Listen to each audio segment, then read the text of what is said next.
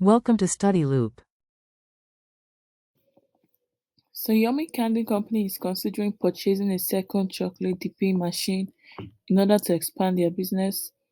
And the information Yummy has accumulated regarding the machine is in a table.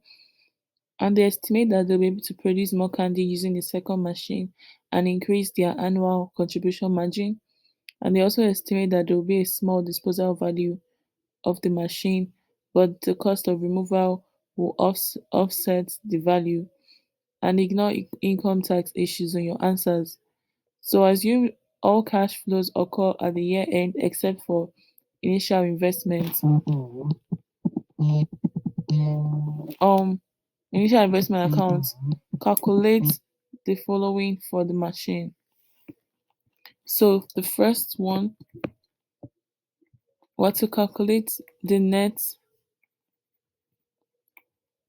profit value. So the formula for net profit value is the present value of cash flows minus the present value of cash inflows minus present value of cash outflows. So for this, from the table, the NPV will be 110,400 minus 80,000, and the NPV will be 30,400. Now, further, the present value of the cash inflows and outflows will be calculated as the following. So the present value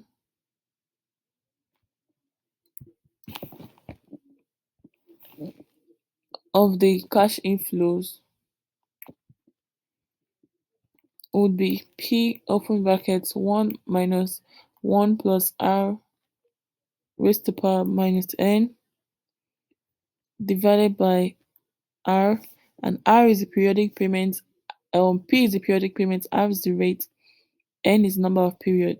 So here we know that P is 15,000, R is 6%, and N is 10 years.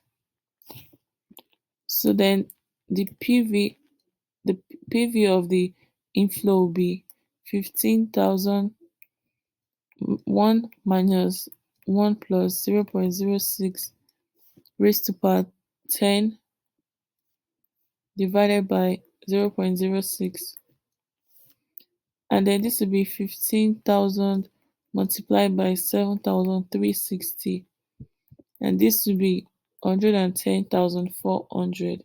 So this is for the inflow. Now for the outflow, it will be the cost of the new machine,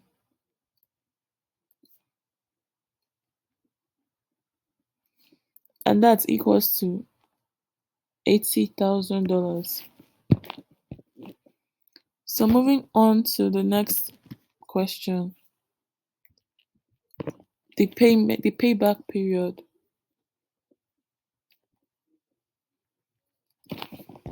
So the payback period is like the computation of the period of recovery of initial investment from the cash inflows. So the formula is initial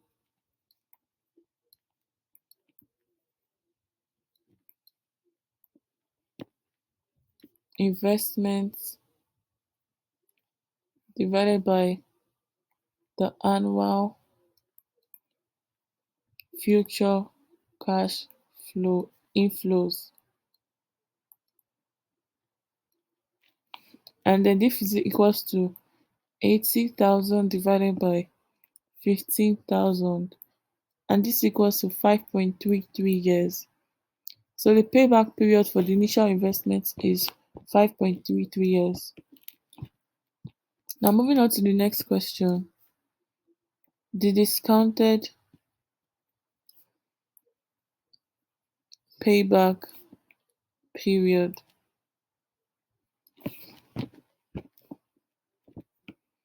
Now for this, we'll have to write the number of years, then the cash savings. Oh, well, I'm going to write it as a table. So we'll have the years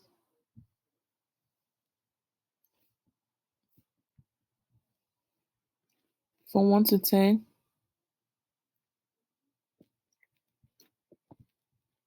Then we have cash savings. So let me number the years from 1 to 10. Actually, from 0 to 10.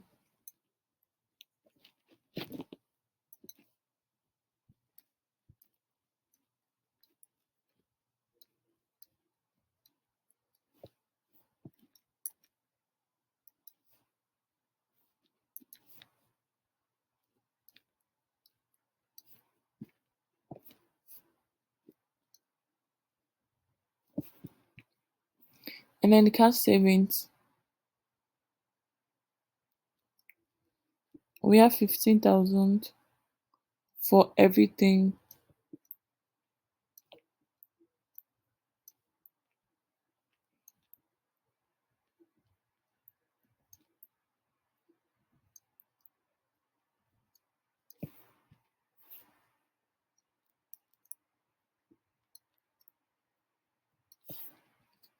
And then the next one is the present value of $1 discounted at 6%.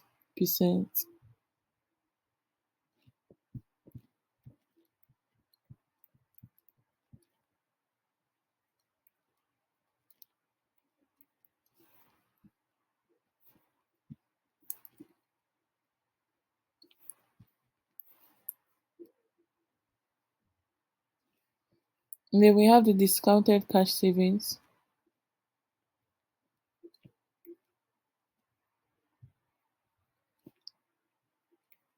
and this is 2 multiplied by 3. And then we have the cumulative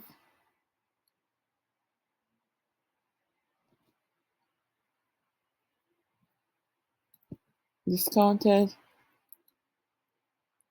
cash savings, and then we have the net initial investment uncovered at the end of the year.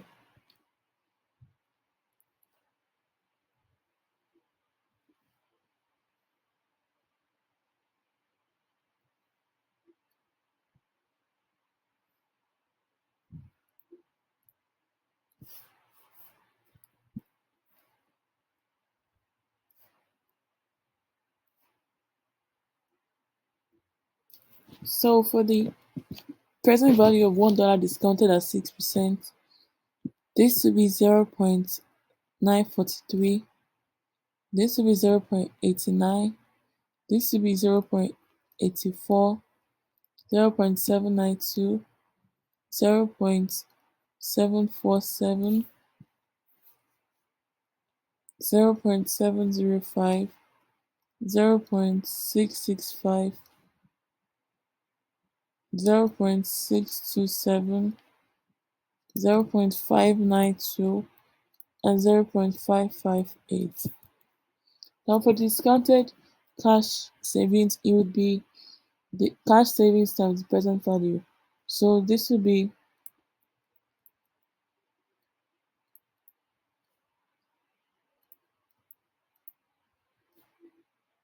so you multiply 2 times 3.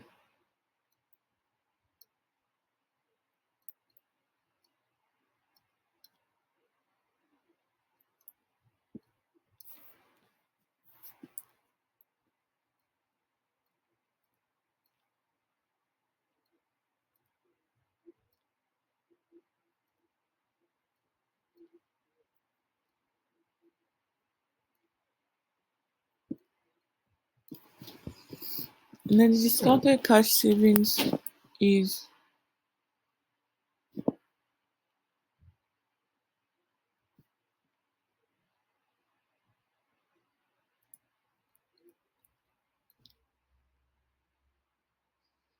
is basically adding 1 plus 2, 2 plus 3, 3 plus 4, just like that.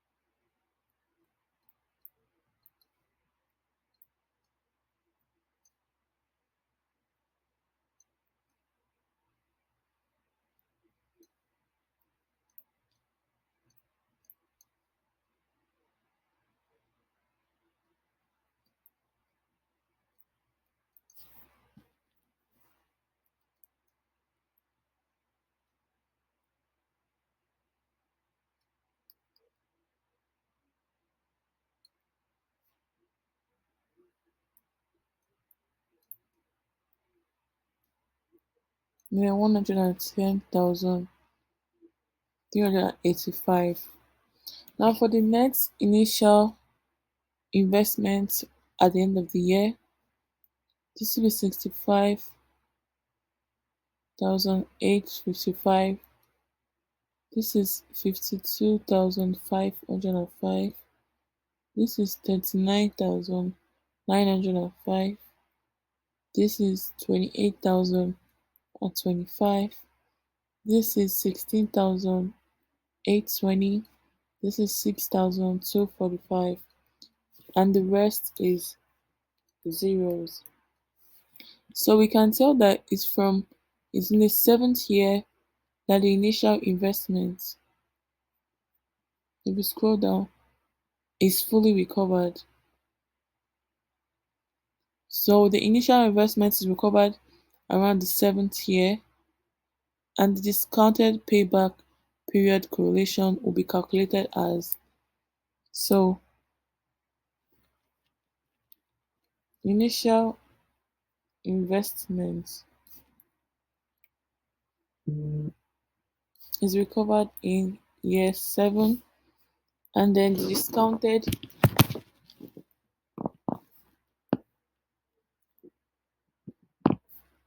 payback period will be equal to 6 years, and that's 6,245 divided by 9,975, and this is 6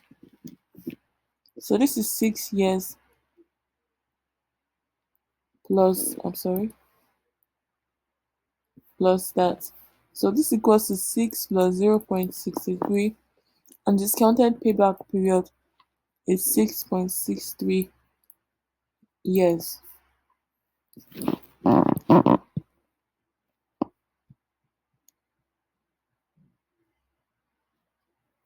Now the next question, the initial rate of return.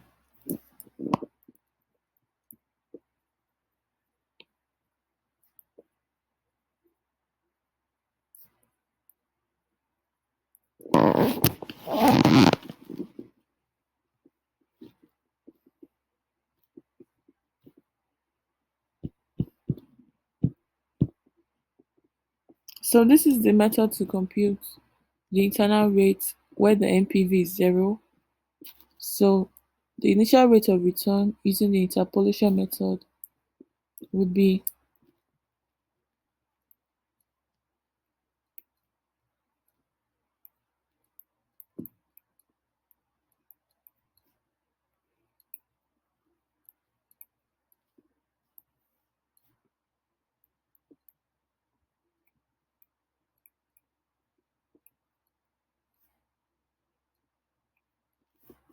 so this is the formula,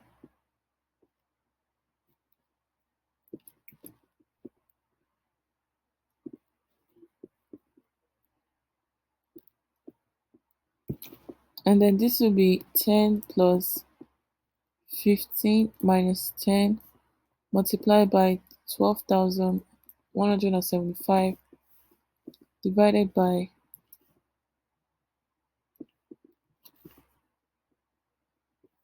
12,175 minus 4,715. So this is equals to 10 plus 3.60 or 13.60%, and that's the initial rate of return. So moving on, the NPV is positive at 6%, and NPV is now calculated at 10%. So reference to the NPV, we're going to calculate the present value of inflow and present value of and net present value. So present value of inflow is 15,000, open brackets 1 minus 1 plus 0.1 raised to power 10, close brackets on over 0.1, and this is 15,000 multiplied by 6,145. I'm sorry, 6.145, and this is equals to 92,175. Now the present value of outflow is the cost of new machine, and this is equal to 80,000. Now the net present value would be the difference. So 92,175 minus 80,000, and this is 12,175. So that's the difference. Now we're going to calculate the NPV2 at 15%.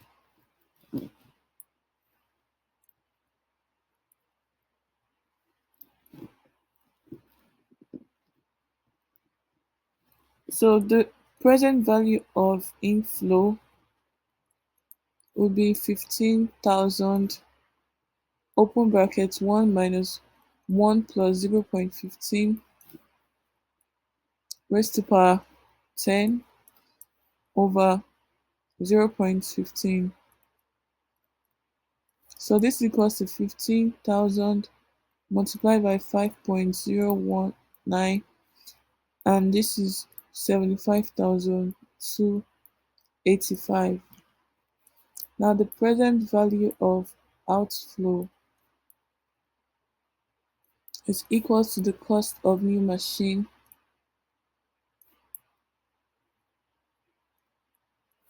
and this is equal to 80,000.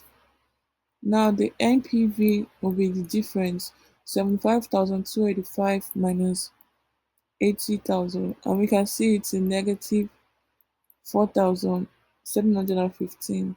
So it is negative.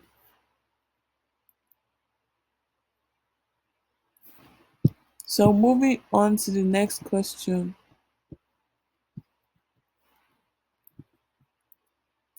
The accrual accounting rate of return based on the net initial investment. So we need to find the accrual rate of return.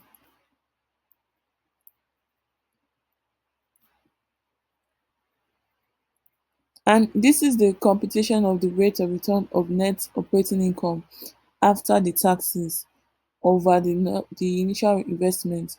So first we need to calculate the depreciation under the straight line method, and the depreciation is 80,000 divided by 10 years, and this is $8,000. So now the AARR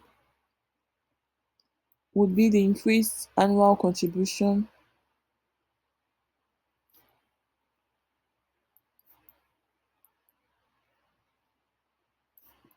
plus annual depreciation divided by initial investment multiplied by 100. So this is 15,000 minus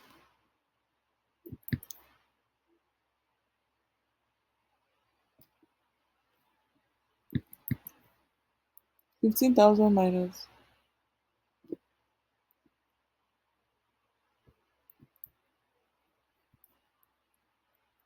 8,000 divided by 80,000 multiplied by 100, and it's going to give you the accurate accounting rate of return of 8.75%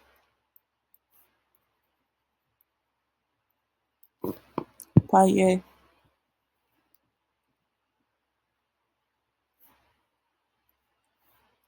Now, the second part of the question: what other factors should Yomi Kandi consider in deciding whether to purchase the new machine? So, I would say they should consider if the demand is enough to meet the supply.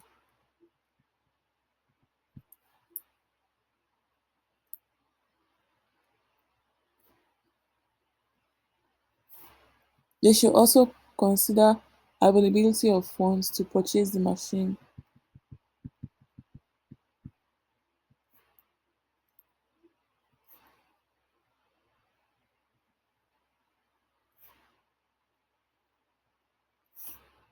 They should also consider the maintenance cost to run the machine on a regular basis.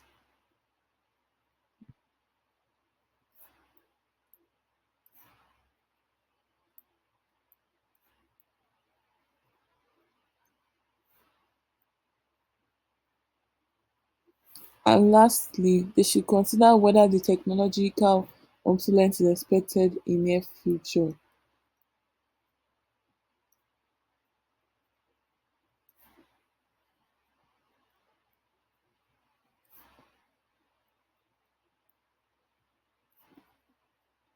So these are the factors they should consider before deciding to purchase a new machine.